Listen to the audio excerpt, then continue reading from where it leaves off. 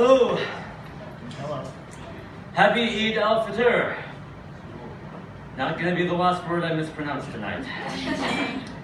We may be covering events in July, and Eid took place in June this year, but it has taken place in July in years past, and if that seems weird to anyone, I defy that person to explain to me how the date for Easter is determined.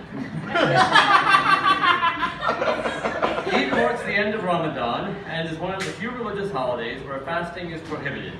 Having a good time is encouraged. I wish I had more authority to speak on the rich history, culture, and tradition of it, but I wasted too much of my life making the typical white person mistake of treating my minority friends like my own personal Google. I first learned of this holiday in 7th grade when I did a class project on it with my best friend, who is Muslim. This was the same friend who had introduced me to comics in 5th grade. I owe him a lot. He stayed friends with me even after I subjected him to appalling questions about Islam in an attempt to fact-check outright lies I heard from several Christian pulpits. I don't recall any of those pastors or preachers issuing apologies, corrections, or retractions after I explained to them that they were wrong. In the wake of 9/11, I willfully forgot everything my friend had taught me. One Sunday, I went to see a missionary speak. I should have known better than to listen to someone talk about Islam whose job description was basically get people to stop believing in Islam. He covered a lot of subjects, including the history of the croissant, which he reframed as a victory of Christianity over Islam. My only takeaway now is not to trust a church that serves croissants. A majority of white evangelicals think Muslims don't belong in America, and that's not just a statement of fact, it's a headline from Christianity Today from 2017. It's about the same percentage of white evangelicals that continues to support Donald Trump as president, surprising no one.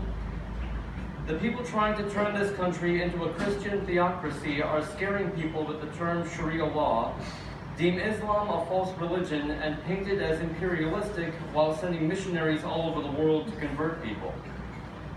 Islam gave the world math and astronomy, and American evangelical Christianity denies geology and archaeology. I'm half tempted to convert to Islam despite these people. The mosque would be justifiably worried that I'm an undercover FBI agent.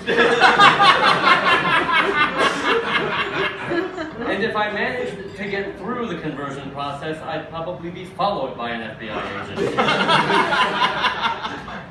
Converting to Islam would make me less likely to engage in terrorism, as this country has had act after act of terror performed by white men, and none of them have identified as Muslim. People trying to cover up their own racism have asked me, how can you as a gay man support a religion that persecutes homosexuals? I have known gay Muslims, trans Muslims, and queer Muslims. And, unlike my gay Buddhist, Catholic, and Christian friends, they have had the decency to leave me the hell alone about their personal faith. Seriously, everyone, stop trying to convert me. I'm glad you found something that works for you. Keep it to yourself. The most conservative Muslim friend I have reacted to my coming out by apologizing for anything homophobic he might have done while we were growing up, despite being owed an apology for my shitty behavior. And that is a damn better reaction than I got from any relative, and more understanding and compassion than I have received from almost every non-gay Christian I've ever told. I thought it would be a stretch to talk about this tonight, but of course July was a horrible month. On July 1st, it was reported the first Muslim American running for state senate in Virginia was threatened with lynching. One of the first Muslim women elected to Congress was singled out by a racist president with a racist chant delivered by his racist followers, the beginning of his energizing his base for re-election. A New Jersey school board member targeted Muslim congresswomen in hateful Facebook posts. A woman who spread rumors that Obama was a Muslim was nominated to be Treasury Department spokesperson. A man who compared Muslim women to mailboxes and bank robbers became the new British Prime Minister. Hell, while I'm standing here, news could break of something far worse. I subjected myself to all of the second Democratic primary debates this month. And among 20 candidates across 2 nights, the only one to even mention ending the Muslim ban was Beto fucking O'Rourke. Romney was robbed at the Emmy nominations, though it was one of the best shows of the year. There was no news about Ms. Marvel at San Diego Comic-Con, though Kamala Khan deserves a place in the MCU. Not a lot of comics nerds tonight. I don't have time to get into the treatment of black Muslims or how no white people in this country know what Sikhism is. It doesn't stop in the United States either. Palestine and Gaza deserve to be free. India and Europe are persecuting Muslims. The Chinese government is separating families and putting Muslim children behind electric fences. I know that we are not blameless in this regard, which is one more reason why we need to end concentration camps in America. And I will stop calling them concentration camps when we stop putting people in cages because of their minority status in the first place. Will that stop the hand-wringing over semantics? When they cease to exist, I promise to never use the term concentration camp ever again.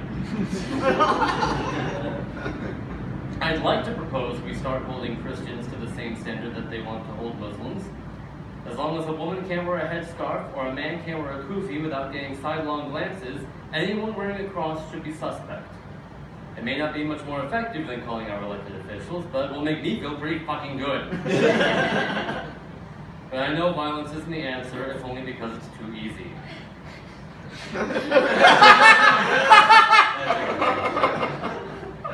Mike Pence is one of the main reasons Donald Trump has evangelical support in the first place, and he stands idly by as the president incites hate crimes. If he were to commit an act of violence, he would suffer no consequences. Establishment Democrats would respond with a finger wag and an angry glare. I've had a short temper when dealing with these people because I'm angry at myself and who I used to be. I hurt too many people for too long and realized that too late. The Islamophobes who follow the current president are happy to hurt people, and I'm sure some don't think they hurt enough. I wish I could provide hope or a solution, but I am already accused of having a white savior complex enough, and not without reason. We need to abolish ICE and the prison industrial complex, lift the Muslim ban, and remind people that religious liberty does not extend only to white men who think women and queer people don't deserve rights and the earth is only 6,000 years old.